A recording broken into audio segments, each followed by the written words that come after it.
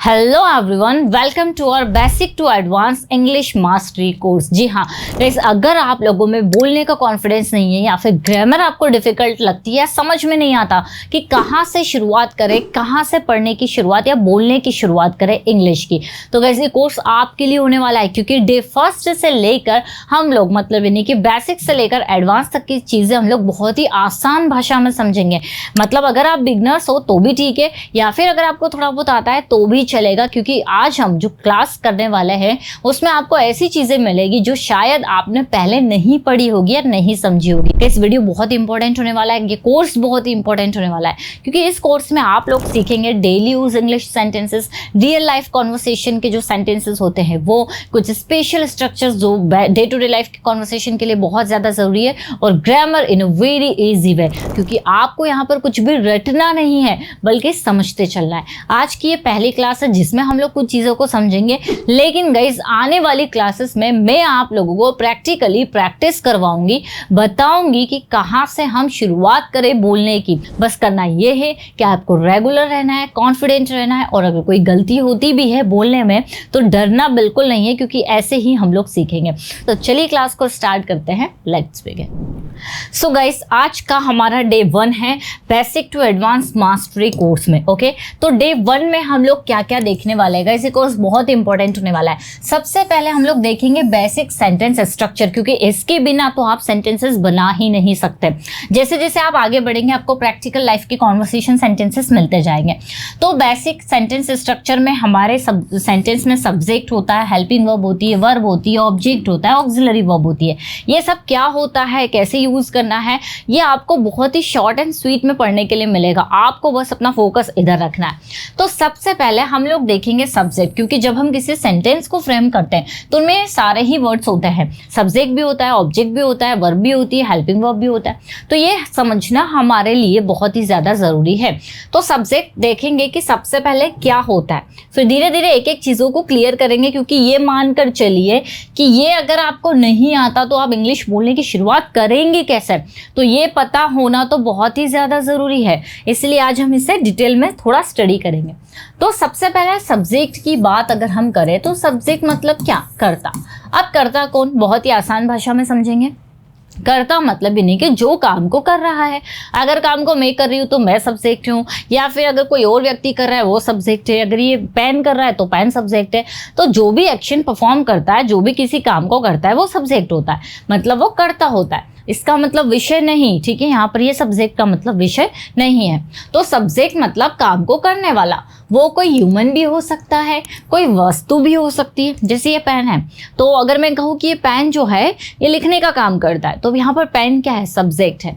तो कोई ह्यूमन हो सकता है, वस्तुएं हो सकती है, एनिमल्स हो सकती है, और कोई आइडिया और फीलिंग भी सब्जेक्ट हो सकता है। क्योंकि सेंटेंस की शुरुआत ही सब्जेक्ट से होती है, सबसे पहले सब्जेक्ट ही आता है। जैसे अगर मैं कहूँ आई एम बिजी, ये देखिए यहाँ पर मैंने कहा आई एम बिजी, तो आई क्या है, सब्जेक्ट है। ठीक है, तो सब्जेक्ट कोई ह्यूमन हो सकता है, थिंग्स हो सकती है, एनिमल्स, आइडिया, फीलिंग। ये आपको ध्यान रखना है। ऐसा जरूरी नहीं है कि कोई व्यक्ति ही सब्जेक्ट होगा, नहीं, कोई चीज़ भी हो सकती है, कोई एनिमल भी हो सकता है, और कोई फीलिंग, आइडिया भी हो सकता है। कैसे, चलिए समझते हैं। जैसे यहाँ पर दिया हुआ है आई एम लर्निंग इंग्लिश, मैं इंग्लिश सीख रही हूँ। तो यहाँ पर ये जो आई है, काम को कौन कर रहा है, मैं कर रही हूँ। तो आई जो है वो क्या है, सब्जेक्ट है। वैसे ही Ram plays cricket, Ram cricket खेलता है, कौन खेलता है, राम। तो राम यहाँ पर क्या हुआ, सब्जेक्ट हुआ। वैसे ही द डॉग इज बार्किंग, यहाँ पर देखिए जो डॉग है वो क्या कर रहा है, बार्क कर रहा है ना, द डॉग इज बार्किंग। तो यहाँ पर ये जो डॉग है वो क्या है, सब्जेक्ट है।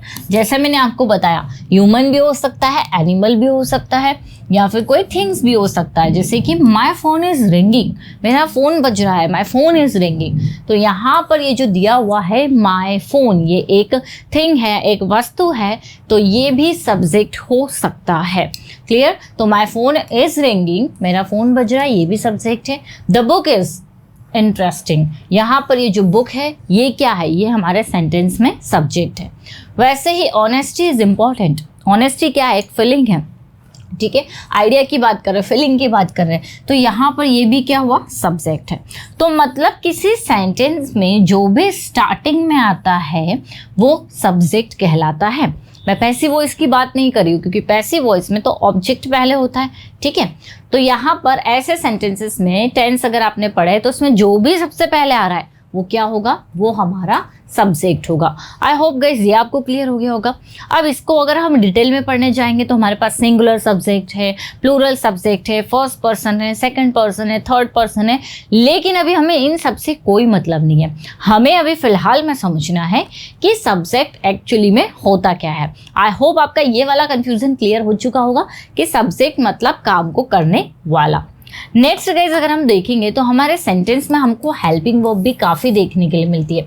आपने हेल्पिंग वर्ब और ऑक्सिलरी वर्ब के बारे में तो सुना ही होगा। तो ये है क्या, कैसे वर्क करती है।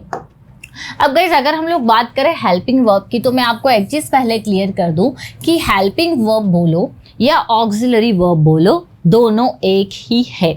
हाँ, इनमें कुछ टाइप्स आते हैं वो हम बाद में डिस्कस करेंगे, लेकिन हम क्या देख रहे हैं, हेल्पिंग वर्ब और ऑक्सिलरी वर्ब दोनों एक ही। आप चाहे तो हेल्पिंग वर्ब बोल दीजिए, आप चाहे तो ऑक्सिलरी वर्ब बोल दीजिए, कोई दिक्कत नहीं। अब हेल्पिंग वर्ब का हिंदी क्या होता है, सहायक क्रिया। सहायक क्रिया मतलब यानी कि ये हेल्पिंग वर्ब्स जो है सेंटेंस को बनाने में, पहचानने में मदद करती है कि जो हमारा सेंटेंस है वो कौन से टाइम का है, मतलब इन्हें प्रेजेंट का है, पास्ट का है या फिर फ्यूचर का है। वैसे ही ये मूड को भी बताती है। अगर आपने मॉडल वर्ब पढ़े हैं तो मॉडल वर्ब मूड को बताते हैं, मतलब आपको परमिशन चाहिए, आप किसी को सजेस्ट कर रहे हैं या फिर आपको ये एबिलिटी की बात कर रहे हैं। तो कुल मिलाकर हेल्पिंग वर्ब जो होती है ना, वो सेंटेंस को पहचानने में मदद करती है।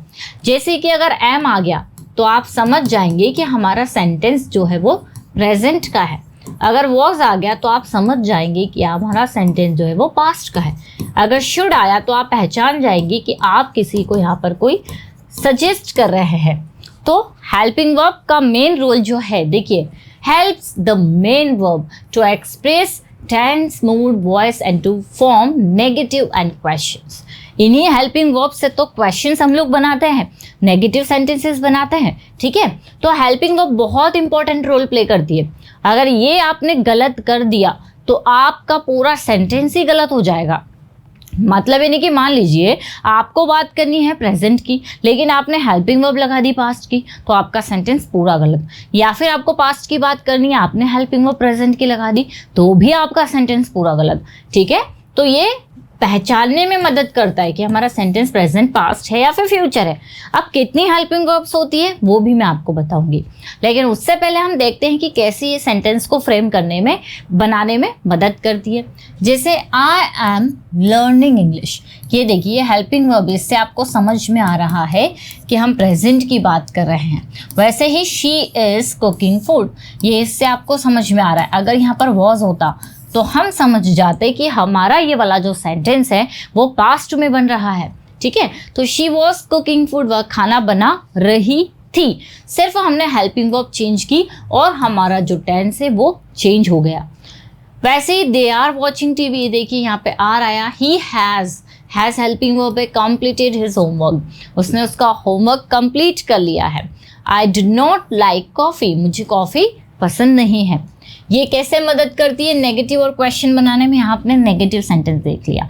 इसी की मदद से हम इंटरोगेटिव क्वेश्चन बना सकते हैं, जैसे डू यू लाइक कॉफ़ी, क्या आपको कॉफ़ी पसंद है। क्लियर। तो याद रखिए हेल्पिंग वर्ब जो होती है ना, सेंटेंस को पहचानने में मदद करती है, क्वेश्चंस बनाने में यूज़ होती है, और उसी के हम नेगेटिव सेंटेंसेस बनाते हैं, ठीक है। इसी से हमें टेंस का पता चलता है, प्रेजेंट, पास्ट या फ्यूचर है। कितनी हेल्पिंग वर्ब्स होती है गाइस, इसको अगर आप थोड़ी देर के लिए स्किप करें या भूल जाए तो यहाँ पर ये जितना आपको दिख रहा है ये सारी हेल्पिंग वर्ब्स हैं। मतलब इसके अलावा और कोई हेल्पिंग वर्ब नहीं होती। बहुत आसान है, याद रखना।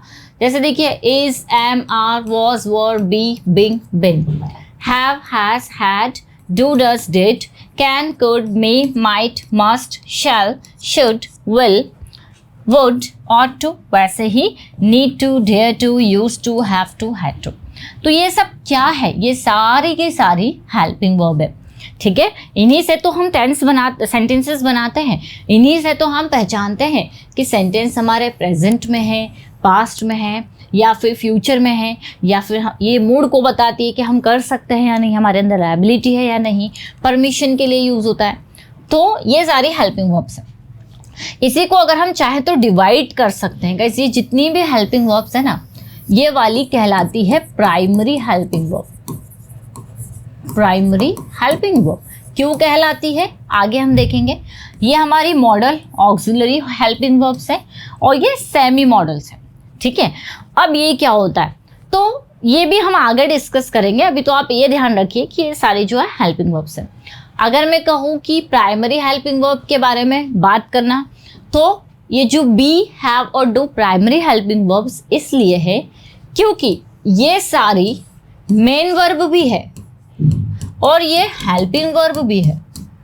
आपने कभी देखा है कि कोई हेल्पिंग वर्ब जो होती है ना, जनरली मेन वर्ब की तरह यूज नहीं होती, जैसे कैन मेन वर्ब नहीं है, हेल्पिंग वर्ब है। लेकिन is, am, are, was, were, be, being, been, has, have, had, do, does, did, ये तो हेल्पिंग वर्ब भी है और मेन वर्ब भी है। ये दोनों तरह से काम करती है।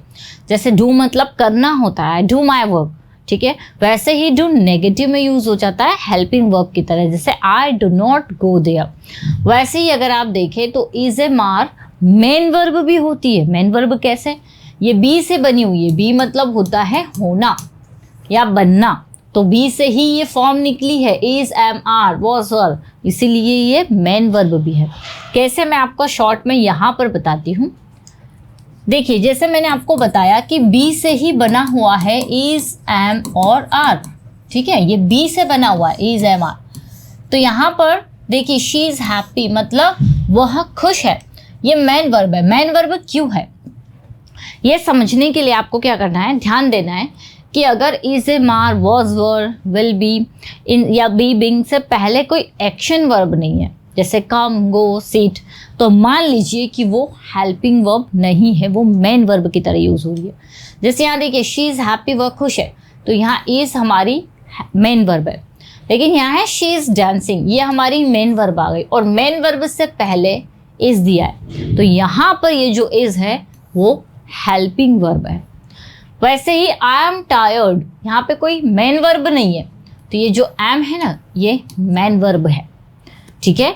और यहाँ पर आई एम वर्किंग, यहाँ पर देखिए टेंस एक्शन वर्ब यूज हुई, तो एक्शन वर्ब से पहले जो है वो एम यूज हुआ है और ये एम यहाँ पर हेल्पिंग वर्ब है। तो आपको ये ध्यान रखना है कि ये वाला जो हमारा फर्स्ट पार्ट है, जिसको हम प्राइमरी हेल्पिंग वर्ब बोलते हैं, इनको प्राइमरी वर्ब इसलिए बोलते हैं क्योंकि ये हेल्पिंग वर्ब और मेन वर्ब दोनों की तरह यूज़ होती है। कैसे यूज़ होती है हम ये बहुत ज़्यादा आगे या फिर डिटेल में देखेंगे, लेकिन आपको ये ध्यान रखना है। तो अगर हम इससे हटा दें तो हम मान लें कि ये सारे के सारे हेल्पिंग वर्ब्स हैं। अगर आपने ये सीख ली, इनके मीनिंग समझ लिए, तो इंग्लिश सीखना आप लोगों के लिए बहुत ही आसान है। चलिए आगे बढ़ते गाइस। नेक्स्ट हम लोग देखेंगे कि अब वर्ब क्या होती है। हमने सब्जेक्ट देखा, हमने हेल्पिंग वर्ब देखी, अब हम देखेंगे वर्ब। बहुत आसान है। वर्ब मतलब एक्शन, जो काम आप कर रहे हैं। जैसे मैं पढ़ा रही हूँ तो पढ़ाना एक्शन है, आप देख रहे हो देखना एक्शन है, या आप सुन रहे हो सुनना एक्शन है, ठीक है। तो वह शब्द होता है वर्ब जो किसी काम एक्शन को करता है या फिर स्टेट और बीइंग को बताता है ना, स्टेट और बीइंग को बताता है। तो आई ईट फूड, ईट कोई एक्शन कर रहे हैं, तो यहाँ पर क्या है, ये ईट वर्ब है। शी इज हैप्पी, ये हमारे बीइंग होने को बता रहा है, तो ये इज यहाँ पर क्या है, वर्ब है। जैसे अभी मैंने आपको बताया कि यहाँ पर इज जो है वो हेल्पिंग वर्ब भी हो सकती है और मैन वर्ब भी हो सकती है, लेकिन यहाँ कोई मैन वर्ब नहीं दिख रही, मतलब ये इज मैन वर्ब है। दे प्ले क्रिकेट, प्ले हमारी वर्ब है। ही नोज, जानना वर्ब है। लर्न मतलब सीखना, तो लर्निंग हमारी यहाँ पर मैन वर्ब है।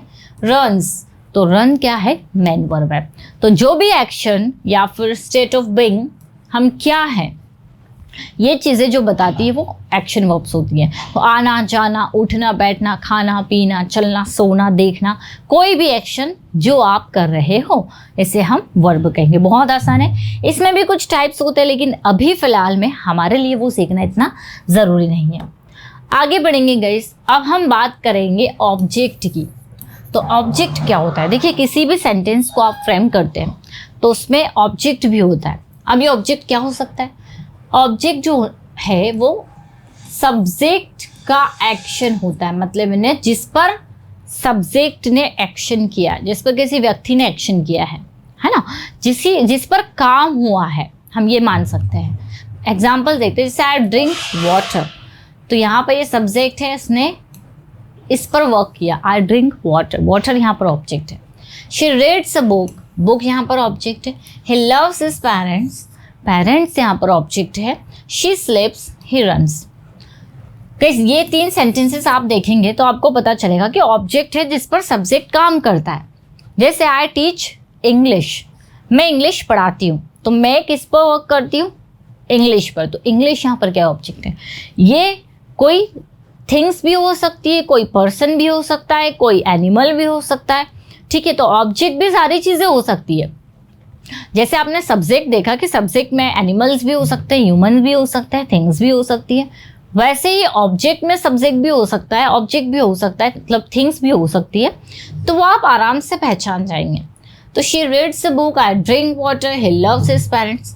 लेकिन गाइस कुछ सेंटेंस ऐसे भी होते हैं जिसमें ऑब्जेक्ट ही नहीं आता। जैसे शी स्लीप्स, यहाँ पर वर्ब पर हमारा सेंटेंस खत्म हो गया।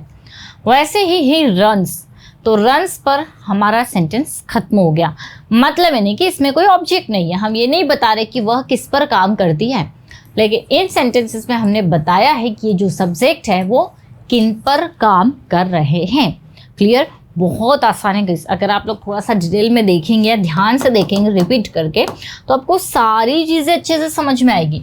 तो ये हमारे लिए इसलिए ज़रूरी है क्योंकि अगर हम कोई सेंटेंस फ्रेम कर रहे हैं, जैसे कि आई एम लर्निंग इंग्लिश, अब हमने ये सेंटेंस फ्रेम किया, तो हमें पता होना चाहिए कि ये सेंटेंस को फ्रेम करते कैसे हैं, या फिर इसमें से सब्जेक्ट क्या है, हेल्पिंग वर्ब क्या है, मेन वर्ब क्या है, ऑब्जेक्ट क्या है। क्लियर? तो इसीलिए अगर आप एक बार इसे समझ लेंगे तो आगे की जो क्लासेस है वो आप लोगों के लिए बहुत आसान हो जाएगी। तो आज का ये जो फर्स्ट डे था, इसमें हमने सिर्फ चीज़ों को समझा कि कहाँ क्या होता है, लेकिन जैसे जैसे हम लोग आगे बढ़ेंगे ना, वैसे वैसे आप प्रैक्टिकली बोलना शुरू कर देंगे मेरे साथ में, क्योंकि हर चीज़ में आपको नोट नहीं करवाने वाली, हर चीज़ में आपको प्रैक्टिकली समझाने वाली हूँ। क्लियर? आई होप गाइज ये छोटा सा वीडियो आप लोगों के लिए हेल्पफुल रहा होगा। थोड़ा सा भी अच्छा लगा या कुछ भी समझ में आया तो मुझे कमेंट करके ज़रूर बताइएगा। क्या आप चाहते हैं ऐसे ही मैं आगे की भी क्लासेस और वीडियोस लेकर आए, तो मुझे कमेंट में ज़रूर बताइएगा। वीडियो अगर अच्छा लगा है तो लाइक ज़रूर करिएगा। मिलते हैं हम लोग अपनी नेक्स्ट क्लास में। Till then bye bye, take care.